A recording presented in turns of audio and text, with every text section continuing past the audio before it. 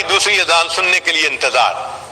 نبی علیہ الصلوۃ والسلام فرمایا کرتے تھے ارحنی یا بلال، بلال میری آنکھوں کو ٹھنڈک پہنچا دے، اذان دے کر میرے دل کو ٹھنڈک دے دے۔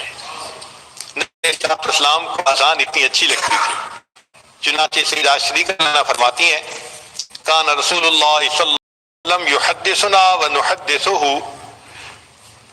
کہ نبی علیہ السلام ہم سے گفتگو کر رہے ہوتے تھے، ہم نبی علیہ السلام سے گفتگو کر رہے ہوتے تھے، لیکن جیسے ہی اذان کی آواز آتی تھی کأنہ لم یعرفنا ولم نعرفہ، ایسے نبی علیہ السلام اذان کی ان کو نہیں پہچانتے، بیگانہ ہو جاتے تھے۔ کیوں؟ اس وقت نماز کے لیے مسجد میں تشریف لے آتے تھے۔ ایک اور حدیث مبارکہ میں فرمایا کہ وَإِذَا سَمِعَ الْأَذَانَ كَأَنَّهُ لَا يَعْرِفُ أَحَدٌ مِّنَ النَّاسِ، نبی علیہ السلام ایسے ہوتے تھے کسی بندے کو پہچانتے ہی نہیں ہے، جیسے بس محبوب کی آواز آ جاتی تھی کانوں میں اللہ اکبر، اب ہر طرف سے ہٹ کے مسجد کی طرف جانے کی تیاری ہو جاتی تھی۔ تو مومن